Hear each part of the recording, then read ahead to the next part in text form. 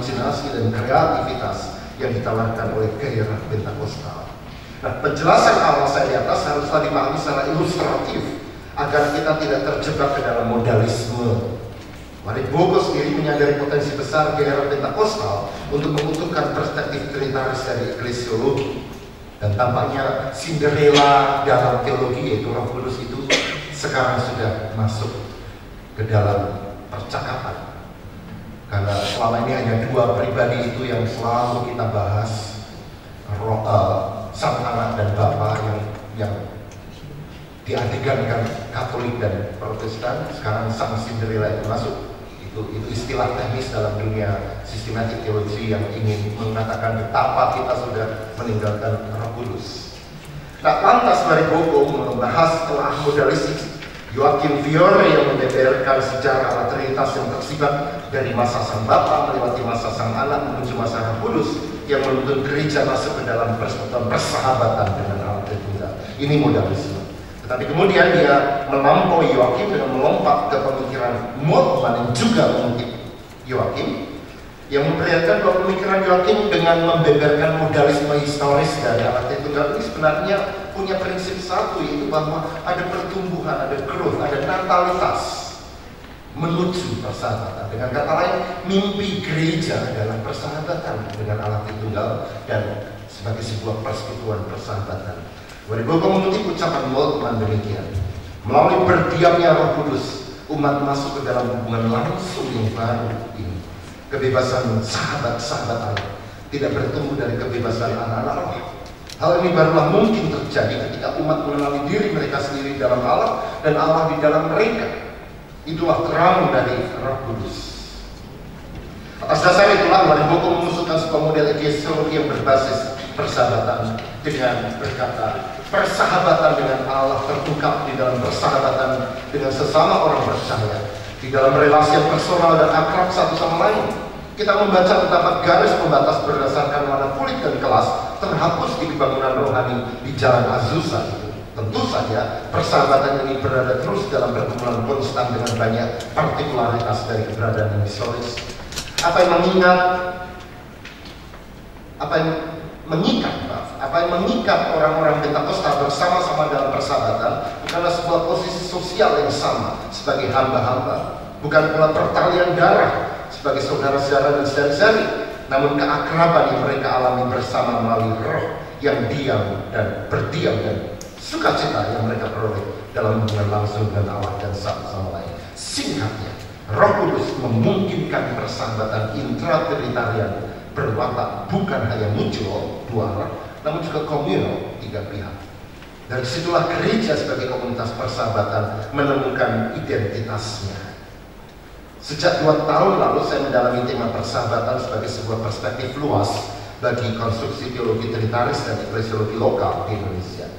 Secara trinitaris saya berusaha mengadaptasi tulisan spiritual dari Revol tentang Allah Trinitas sebagai persahabatan, dan dia mengubah kutipan dalam 1 Yohanes 4 yang mengatakan Deus es caritas menjadi Deus es amicitia. Allah adalah persahabatan. Juga dalam relasinya dengan teks-teks klasik Aristoteles dan Sisir. Lantas tema yang sama belakangan menjadi lensa yang menarik pula untuk memahami teks Yohanes dan implikasinya bagi teologi feminis, teologi agama-agama, dan eklesiologi. Dan saya sedang menulis sebuah buku tentang itu, semoga bisa terbit tahun depan.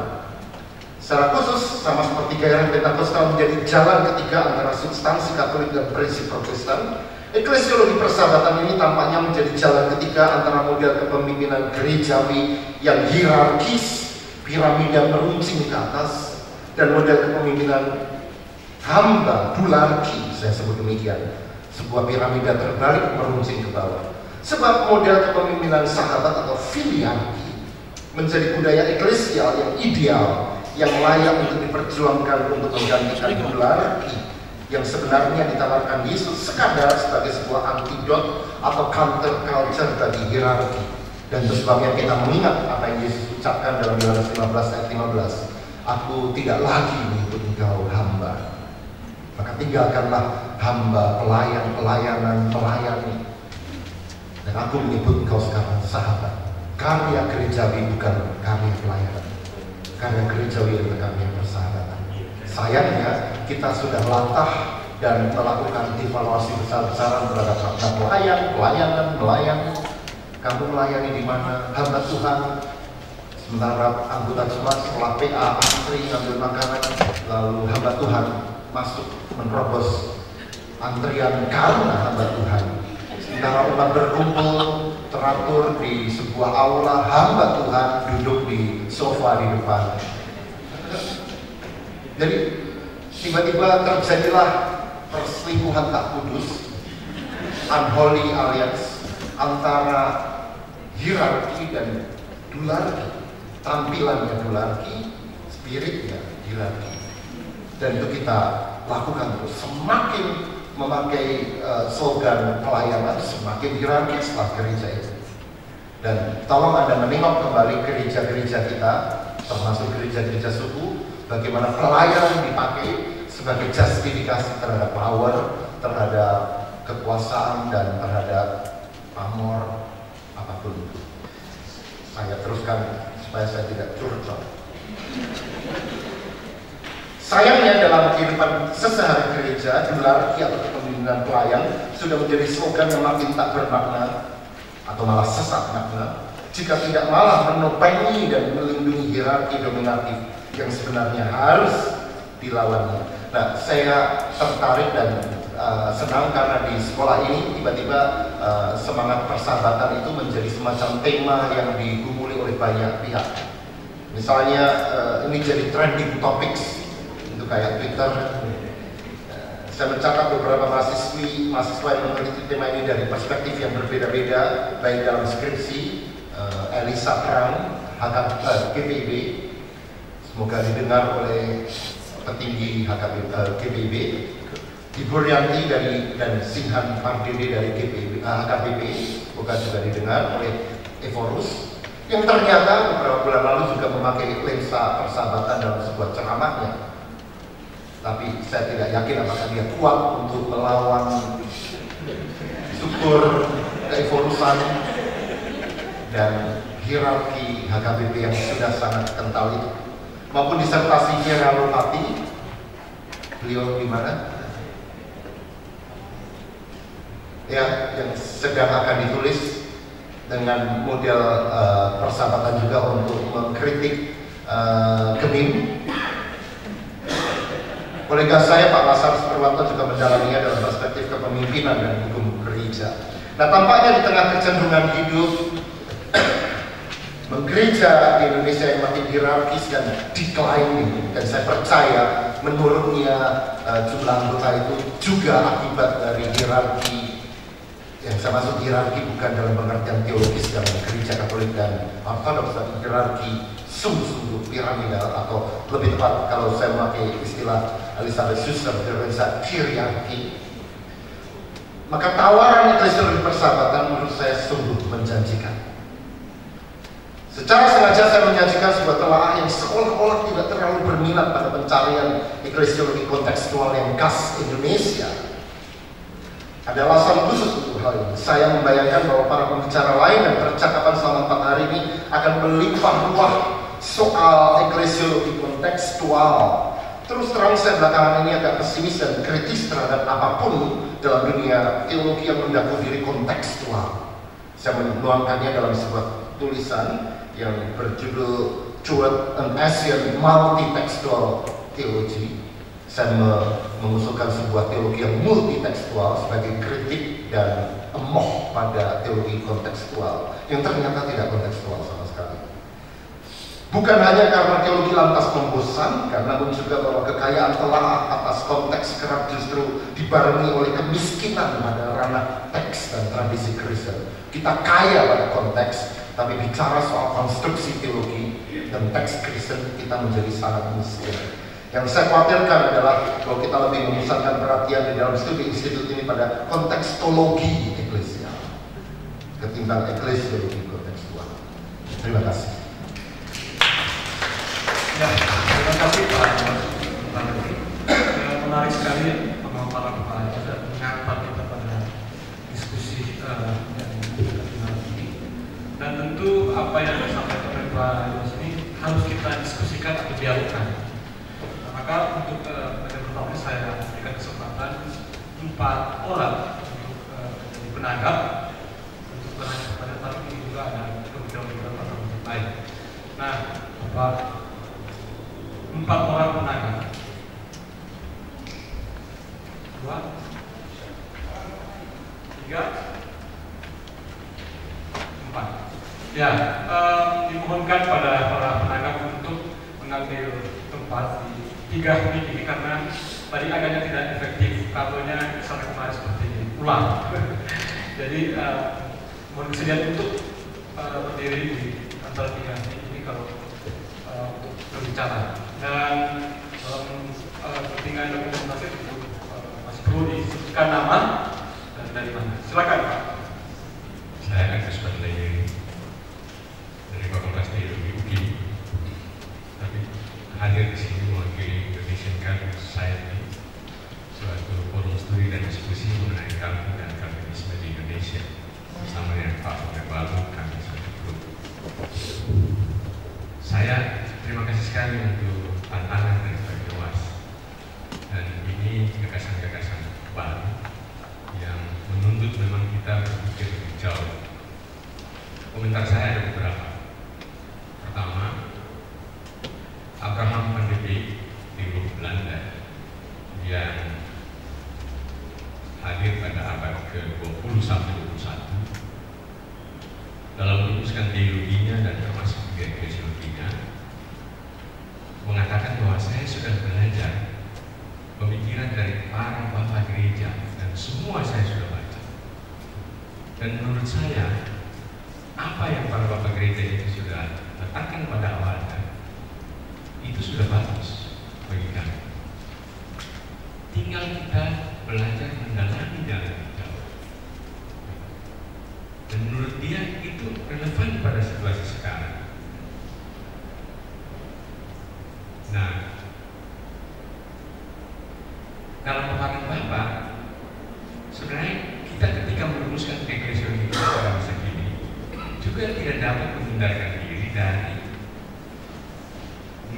dari belajar pada teolog-teolog sebelumnya, Trolls, Zisilos, abad-abad yang lalu. Pada abad kini kita tetap saja mengacu ke abad-abad yang lalu itu. Karena itu saya berpikir memang kita tidak harus selalu menyalahkan gereja-gereja yang merumuskan eklesiologi mereka dengan pertama-tama menjadikan tradisi gereja, pemikiran patristik pada masa lalu ya, sebagai kajian-kajian mereka. Bahwa di sana mereka bisa belajar banyak untuk eklesiologi mereka pada masa ini. Itu komentar saya pertama. Kedua, Bapak mengembangkan eklesiologi yang trinitaris yang dianggap relevan, dan itu eklesiologi persahabatan dalam bagian akhir dari presentasi Bapak. Selama ini kristologi eklesiologi kita itu kristologis ya, lebih kuat menekankan pada peran Kristus, oleh karena tanpa kebangkitan Kristus tidak ada gereja. Juga kita ajarkan pada masa dia sudah menekankan sangat Kristosentris itu pada teologinya. Semua uraian dogmatisnya itu berpusat pada kristologi. Nah, mengapa ini relevan bagi kita sekarang? Kira-kira menurut Bapak, di mana letak hubungan antara trinitaris yang menekankan persahabatan itu dengan konteks kita di Indonesia, sehingga eklesiologi yang macam itu kita pandang sebagai eklesiologi yang relevan. Itu yang kedua. Ketiga, kesimpulan yang bisa kita tarik dari ini adalah baik bagi kita sekarang untuk mengembangkan eklesiologi yang ekumenis, katakanlah begitu, yang juga memberi tempat bagi eklesiologi atau faham bergereja dari gereja-gereja baik yang berciri Pentekostal, evangelikal maupun karismatik. Nah, apakah ini berarti bahwa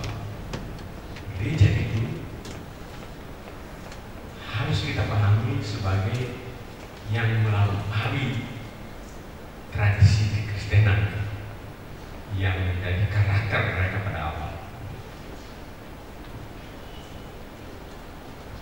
Kalau kita mengikuti perkembangan kekristenan sekarang, ternyata memang gerakan-gerakan fundamental dan karismatik itu kuat sekali memberi berkembang pesat. Sementara gereja mainstream itu mundur ya.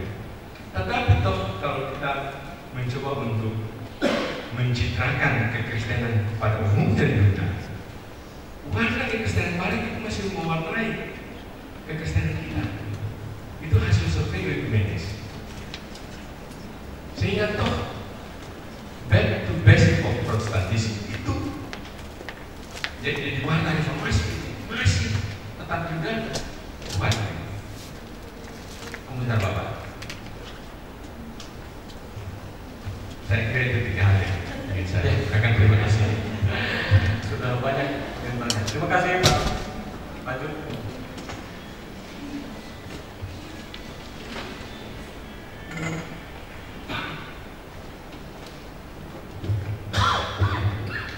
Terima kasih.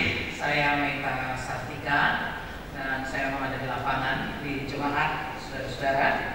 Ya, terima kasih juga untuk Pak Yowas yang sudah mengarahkan dan memang menarik sekali ya mengenai gereja persahabatan dan teologinya gereja persahabatan ini, saudara ya.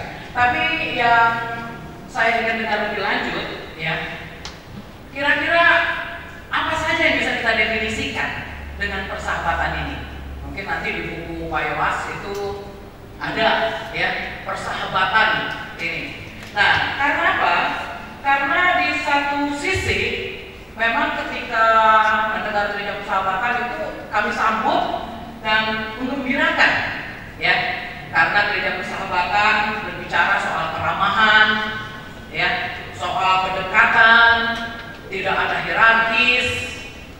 Tapi di sisi lain, gereja persahabatan ini juga terus ya dalam tanda kutip meresahkan, atau memang sudah waktunya kita harus berganti arah ya, meresahkan.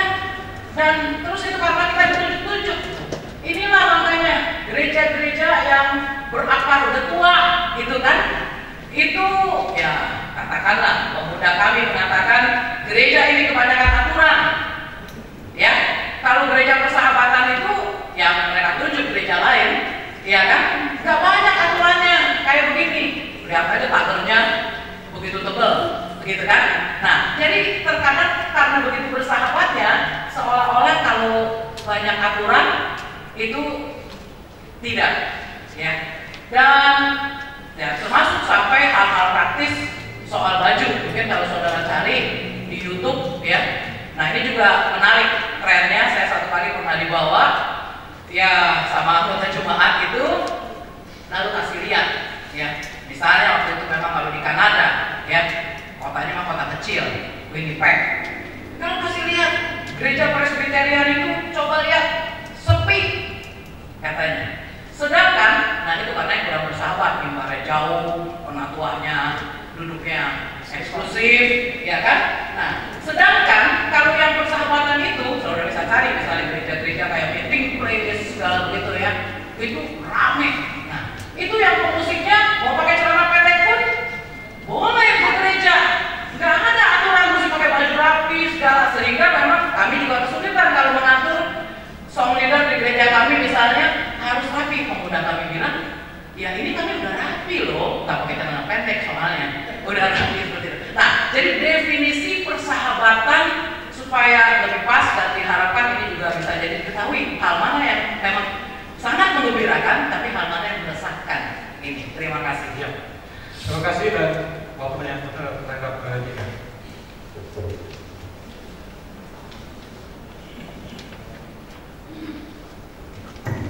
Terima kasih atas kesempatan ini. Saya baru saja 9 hari berhenti di gereja lagi.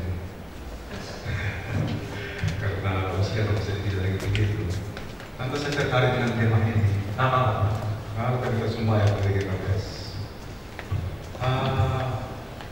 Sepertinya kita membuat satu adonan ini. Kalau halaman 2 DPR itu ada resep-resep kan, dari reservoir itu ada resep-resep yang tidak dibuat itu di satu adonan yang menggereja secara baru. Lantas apakah nanti setelah adonan itu ada, bisa nggak kita tawarkan itu? Soalnya menggereja secara baru itu yang bagaimana saya kata partainya di kesimpulan. Walaupun tadi sudah dikutip dari Ernest, dari Jules, dari Paul Tillich, lantas di halaman terakhir Bapak itu saya pesimis gitu loh. Dan saya juga bertanya, saya juga kayaknya pesimis ini. Menggereja secara baru itu bagaimana nantinya gitu? Dalam konteks di mana ada gereja dari berbagai suku di Indonesia ini. Nah, gereja secara yang bagaimana yang kita harapkan menjadi pertemuan ini? Nanti saya berpikir juga bergereja secara baru. Bergereja secara baru, bergereja secara baru.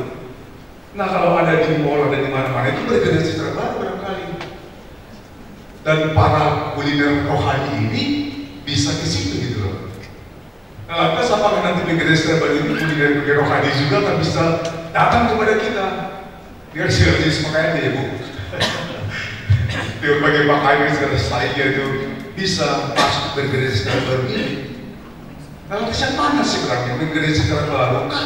Atau bergereja secara baru yang kita tawarkan di dalam konteks kita? Sehingga tidak terjadi kekosongan tapi bergereja secara baru, bergereja secara baru sehingga para kuliner selama ini sudah datang ke tempat kita untuk menikmati apa yang kita sajikan begitu. Itu pergumulan juga Pak. Pesimisme Bapak juga, pesimisme saya juga, nantinya bagaimana itu. Terima kasih. Iya, terima kasih. Terakhir.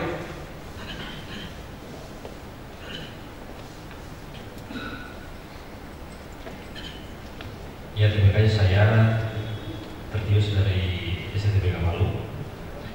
Ya, pertama-tama saya ucapkan terima kasih atas paparan yang sangat menarik, dan ada beberapa hal yang bagi saya perlu kita eksplor lebih dalam lagi, karena memang apa yang Bapak sampaikan, khususnya bagian terakhir ya Pak ya, bagian persahabatan, karena bagian awal itu memang agak sangat dogmatis dan filosofis, tetapi saya sangat tertarik pada bagian yang terakhir itu mengenai persahabatan yang sudah diungkapkan juga oleh penanya-penanya sebelumnya. Karena apa? Yang pertama, filosofi persahabatan itu sangat kristologis.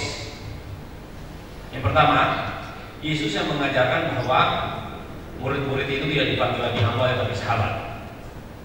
Nah, jadi memang ini kalau tidak sebenarnya inkarnasi juga sebenarnya. Yesus menurunkan dari Allah menjadi sahabat dengan semua. Paulus melanjutkan juga konsep itu.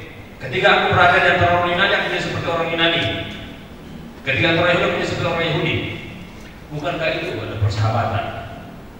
Jadi memang ini mungkin masih kurang kita perhatikan dalam kehidupan kita, dalam bergereja, dalam menginjil dan lain-lain. Pengalaman saya di luar, saya kadang-kadang kaget melihat ada beberapa gereja yang cara pendekatannya agak ekstrim. Ternyata setelah saya teliti, ini adalah cara bersahabat. Misalnya seorang pendeta yang rambutnya pakai pang ya, tajam-tajam rambut pang. Saya tanya, itu siapa? Itu pendeta loh. Kok bisa gitu? Karena dia mau bersahabat dengan orang-orang seperti itu. Jadi yang dilihat gayanya, pakai jeans yang rabik-rabik, yang sobek-sobek. Kok sampai pendeta? Nah, ternyata ini yang mau dilakukan dalam persahabatan. Ya. Jadi bagaimana dalam kehidupan kita sebagai gereja, kita mengembangkan pemahaman persahabatan ini dalam gereja kita. Struktur itu struktur persahabatan. Karena kita lihat gereja ini menjadi kacau karena persaingan.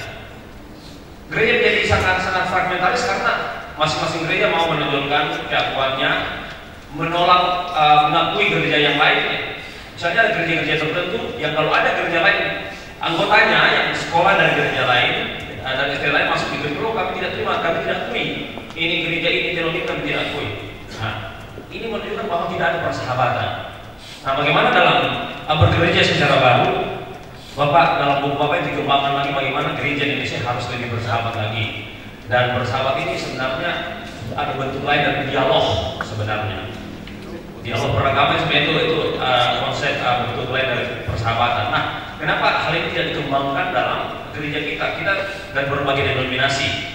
Ya, supaya gereja ini tetap menjadi satu konsep, yaitu tubuh Kristus. kita sudah berbeda-beda, bukan lagi harus sama, tetapi bagaimana kita bersahabat dengan yang lain supaya lebih banyak lagi yang masuk gereja. Istilahnya tadi cerita kalau gereja-gereja yang aliran mainstream ya itu kosong. Itu memang kenyataan kalau di barat, kalau misalnya di gereja Anglikan itu yang tradisional itu kosong, tetapi ada bagian-bagian lain yang agak karismatik, yang agak Pentekostal, itu banyak yang hadir anak-anak muda dan mereka mengembangkan pemahaman filsafat melalui sel guru misalnya. Nah ini konsep mungkin yang perlu kita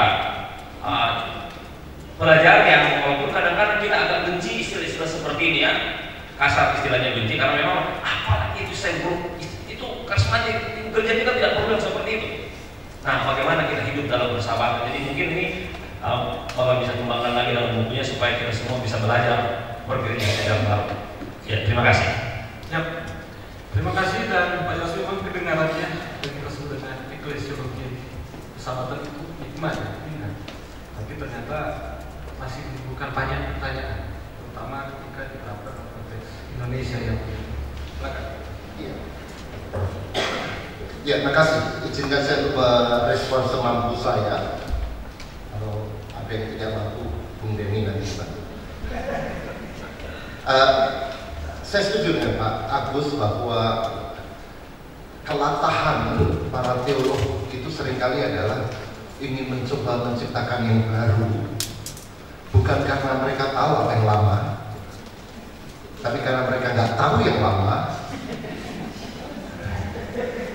lalu mereka menciptakan yang baru, padahal yang mereka klaim sebagai yang baru sebenarnya sudah ada.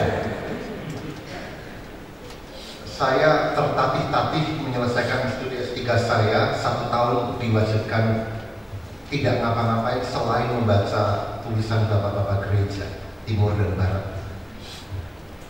Dan itu perjalanan spiritual lebih ketimbang akademis, karena kemudian saya memahami bahwa apa yang saya lihat, teologi kontekstual ini, teologi konteks itu sebenarnya hanya variasi, tambah cabai, tambah kecap saja dari apa yang sudah ada sejak bapak-bapak gereja.